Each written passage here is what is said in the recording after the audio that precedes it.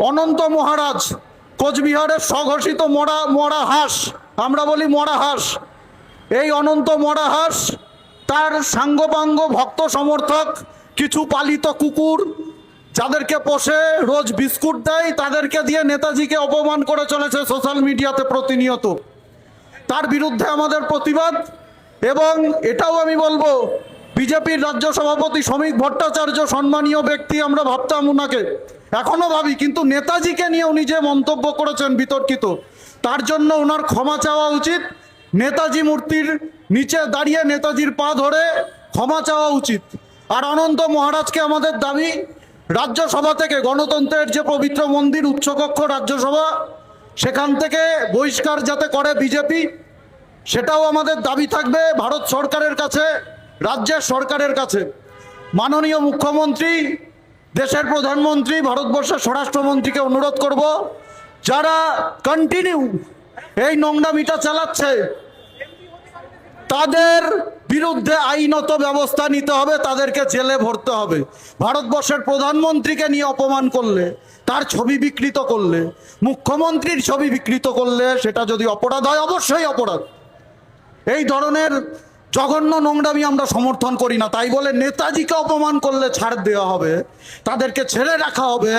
একটা কুকুরের বাচ্চা অনন্ত মহারাজ, মরা হাঁস আমরা বলি, না বাপের ঠিক আছে, না সার্টিফিকেট, 8 পাস, আপনারা জানেন, সার্চ করবেন গুগলে, 8 পাস, সেই সার্টিফিকেটও ভুয়ো। সে নেতাজি সুভাষচন্দ্র বসুকে নিয়ে উল্টোপাল্টা মন্তব্য করছে, এটা আমরা সহ্য করব না। আমরা নেতাজি প্রেমী। আজকে সরকারকে বলছি, 15ই আগস্ট পর্যন্ত আমরা সময় দিচ্ছি, 15ই আগস্টের মধ্যে আপনারা ব্যবস্থা নিন। যদি বা ব্যবস্থা না নেন, তাহলে এরপরে কিন্তু আমরা অনশনে বসবো। দরকার হলে, নেতাজি বলেছিলেন দিল্লি চলো, আমরাও বলবো দিল্লি চলো। এই আন্দোলন থামবে না যতদিন না নেতাজিকে অপমানকারী এই সমস্ত কুকুর মরা হাঁসরা ক্ষমা চাইবে, তাদের বিরুদ্ধে আইনি ব্যবস্থা নেওয়া হবে। নোংরামি করছে তারা আজকে থেকে করছে না, স্বাধীনতার আগে থেকে আমরা দেখেছি কংগ্রেস নেতাজিকে নিয়ে কি নোংরামি করেছে। নেতাজি সুভাষচন্দ্র বসুকে কংগ্রেসের থেকে বের করার জন্য গান্ধীর মতো মহান ব্যক্তি কি চক্রান্ত করেছে। তারপরে আমরা দেখেছি বামপন্থীরা নেতাজিকে তোজর কুকুর বলে অসম্মান করেছে। আজকে বিজেপির কিছু অশিক্ষিত নেতা, উত্তরবঙ্গের বিশেষ করে অনন্ত মহারাজ, 8 পাস স্বঘোষিত মহারাজ, সে এখন দাম না পেয়ে, বিজেপিতে মূল্য না পেয়ে এই নোংরামিগুলো করে বেড়াচ্ছে। এটার তীব্র ধিক্কার জানাই, নিন্দা জানাই, এবং সরকারকে অনুরোধ করব, যারা এই নোংরামিগুলো করছে তাদের বিরুদ্ধে শাস্তি নিন, না হলে মানুষের কাছে কিন্তু ভুল বার্তা যাচ্ছে।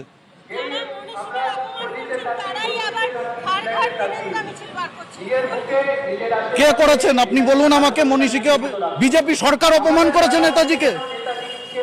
ইস্যু ঘোরানোর চেষ্টা করবেন না, সরকার করেনি, যে ব্যক্তি করেছে তার রাজনৈতিক পরিচয়, সে বিজেপি করে, তাকে ধরেই আমরা বলছি। দল করেনি, দল কোনোভাবে এককভাবে কাউকে বিরোধিতা করেনি। বিজেপির তিরঙ্গা যাত্রা আজকের থেকে হচ্ছে না, অনেক দিন ধরে হচ্ছে। ডক্টর শ্যামাপ্রসাদ মুখার্জি করেছেন, দীনদয়াল উপাধ্যায় করেছেন, আজকে বিজেপির নেতারা করছেন। সে সবাই করতে পারে, আপনারাও করুন, আমরাও করি। তিরঙ্গা আমাদের জাতীয় পতাকা, আমরা শ্রদ্ধা করি।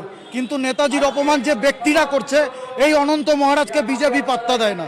সে কদিন আগেই বলেছিল বিজেপি এখন একটা রাস্তার কুকুরকে পাত্তা দিচ্ছে, কিন্তু আমাকে পাত্তা দিচ্ছে না।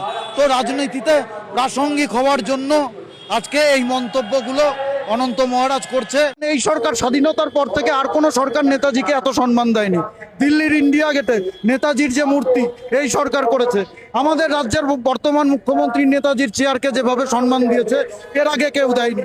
তো এগুলো কিছু লোকের, ওই যে বললাম, বিচ্ছিন্নতাবাদী। আমরা নেতাজির গুন্ডা, এই উক্তিটি কেন? কারণ বিজেপির রাজ্য সভাপতি সম্মানীয় শ্রমিক ভট্টাচার্য, উনি শিক্ষিত লোক। আমরা অনেক বক্তব্য শুনি, আমাদের ভালো লাগে, কিন্তু উনি বক্তব্য দিতে গিয়ে মাঝে মধ্যে এমন কিছু বেফাস মন্তব্য করে ফেলে, যেটা একেবারেই আপত্তিকর, সমর্থনযোগ্য না। নেতাজির অনুরাগীদের, নেতাজির সমর্থনকারীদের যে গুন্ডা বলে, সেটাকে সমর্থন করতে পারি না। তাই আমরা বলছি, আমরা সবাই নেতাজির গুন্ডা, আমরা সবাই নেতাজির গুন্ডা। শ্রমিক ভট্টাচার্যেরও ক্ষমা চাওয়া উচিত, ক্ষমা চাইতে হবে। এই মন্তব্যগুলো না করলেই হয়, উনি যা খুশি বলুক, শ্যামাপ্রসাদ মুখার্জিও শ্রদ্ধেয়, উনি বাংলাকে রক্ষা করেছেন, ভারতবর্ষে যুক্ত করেছেন। আমরা আজকে বাঙালি বলে, ভারতীয় বলে পরিচয় দিতে পারি। উনিও আমাদের হৃদয়ে আছেন, ঠিক সেরকম নেতাজিও আমাদের হৃদয়ে আছেন। কাউকে বড় করার জন্য কাউকে ছোট করার প্রয়োজন পড়ে না।